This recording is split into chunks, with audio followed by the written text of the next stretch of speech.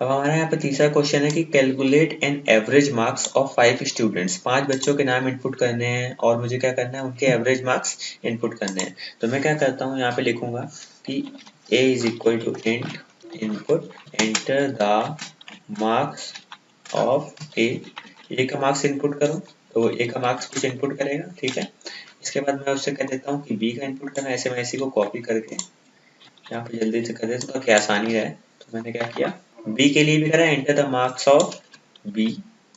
इसके बाद एक बच्चा सी है, उसके मार्क्स इनपुट करने, enter the marks of C, ठीक है। एक बच्चा डी है हमारे पास, तो उसका हमें मार्क्स इनपुट करना है ये।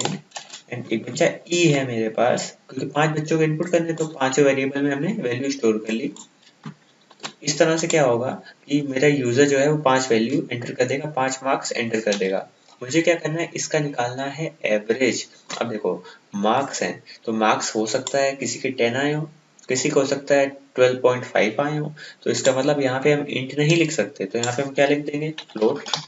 अब इंट लिखेंगे तो क्या करेगा, अगर हमने 12.5 डाला तो एरर दे देगा। ये इसके बारे में हम लोगों ने पिछले वीडियो में पढ़ा हुआ है।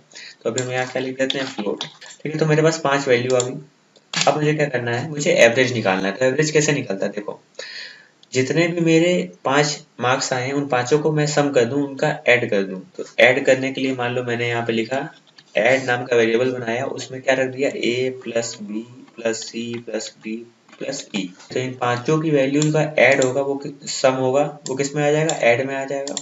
फिर इसके बाद मुझे क्या करना है, एवरेज निकालना है। तो एवरेज कैसे निकलता है, सारे मार्क्स को प्लस कर लो, ऐड कर लो, उसके बाद टोटल नंबर ऑफ स्टूडेंट से डिवाइड कर दो। इसका मतलब नंबर ऑफ स्टूडेंट कितने हैं, यहाँ पे 5 बच्चे। तो मैं क्या करूंगा, जो भी मेरा सम आया है, मार्क्स को जोड़ के जो वैल्यू आई है, जो हमारी ऐड में स्टोर है, उसको मैं डिवाइड करूंगा 5 से। तो आंसर क्या आ जाएगा, एवरेज में आ जाएगा। तो एवीजी मान लो एवरेज नाम का हमने एक वेरिएबल बनाया, उसमें क्या आ गया, जो भी मेरा एडिशन करके जो भी मेरी सम की वैल्यू आई है, जो भी सारे मार्क्स को जोड़ के वैल्यू आई है, उसको डिवाइड कर दो। किससे डिवाइड करोगे, टोटल नंबर ऑफ स्टूडेंट्स है। तो कितने स्टूडेंट है, 5 है, तो ऐड अपॉन 5। तो और फिर मेरा एवरेज आ जाएगा। अब मुझे क्या करना है, प्रिंट करना है कि एवरेज कितना आया है। तो मैं यहाँ पे क्या लिख दूंगा, AVERAGE average is equal two comma AVG। तो एवरेज मेरा प्रिंट हो जाएगा। अब इसको एक बार रन करके देख लेते हैं। तो ये मुझसे कह रहा है एंटर द मार्क्स ऑफ ए। तो मान लो पहले के मार्क्स आए, अब मान लो कि 0 से लेकर 10 तक के ही निकालते हैं हम लोग, कि पहले के आए 10 मार्क्स, दूसरे के आए 8 मार्क्स, तीसरे के आए 9 मार्क्स, चौथे के आए 8 मार्क्स और पांचवे के आए 5 मार्क्स। तो इसका एवरेज कितना आएगा, 7 पॉइंट कुछ आना चाहिए। तो देखो एवरेज कितना आ रहा है, 8.0। तो कोई दिक्कत नहीं, 8 इसका क्या है, एवरेज मार्क्स है। आप इसको कैलकुलेट करके देख सकते हैं, आंसर सही आया होगा।